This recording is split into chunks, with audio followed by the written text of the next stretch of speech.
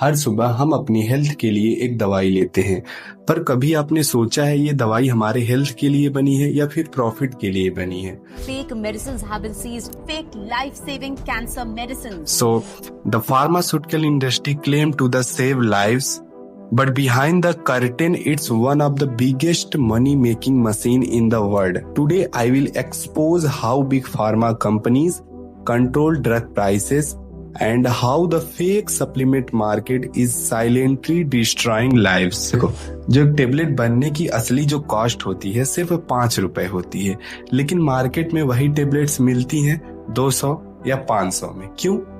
क्योंकि दवाइयों की प्राइस डिसाइड होते हैं प्रोडक्शन कॉस्ट से नहीं, बल्कि कितना लोग दे सकते हैं उसके हिसाब से। देखो, फार्मास्यूटिकल कंपनीज के पास पेटेंट राइट्स होते हैं जो उन्हें 10 से 15 साल तक मोनोपोली देते हैं। ठीक है, जब तक पेटेंट खत्म नहीं होता कोई और कंपनी वो दवाई नहीं बना सकती। सिंपल सी बात है, मतलब सिंपल है, no competition, unlimited price control. Companies कहती हैं कि हम रिसर्च में करोड़ों खर्च करते हैं इसलिए दवाई महंगी होती है, पर सच क्या है? रिसर्च में खर्चा होता है सिर्फ और सिर्फ 15 से 20%। बाकी के 60 से भी ज्यादा परसेंटेज ज्यादा पैसा जाता है कहाँ? मार्केटिंग में, डॉक्टर के कॉन्फ्रेंसेज में, लग्जरी ट्रिप्स में, ब्रांड प्रमोशन और एड्स में। और सबसे ज्यादा तो एड्स में पैसे खर्च होते हैं। ये सिस्टम ऐसे बना दिया गया है कि आपको ब्रांड नेम पे भरोसा हो, ना कि मेडिसिन के एक्चुअल क्वालिटी पे। जेनेरिक मेडिसिन वही फार्मूला होता है, लेकिन हम सोच लेते हैं जो महंगा है वही बेस्ट होगा, और यही सोच उनके सबसे बड़ा प्रॉफिट इंजन है।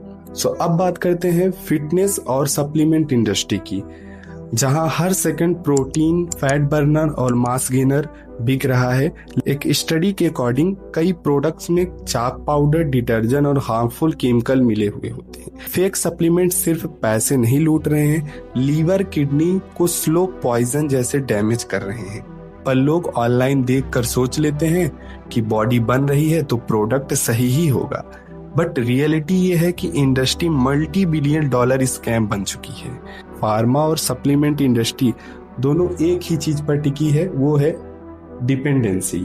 उन्हें चाहिए कि आप उनके प्रोडक्ट के बिना जिंदा महसूस ना करो। Sleeping pills, pain killers, vitamin, energy booster सब आपको क्योर नहीं करते, आपको हैबिट बना देते हैं। ये सारी चीजें ये हैं उनके साइलेंट मार्केटिंग स्ट्रेटजी।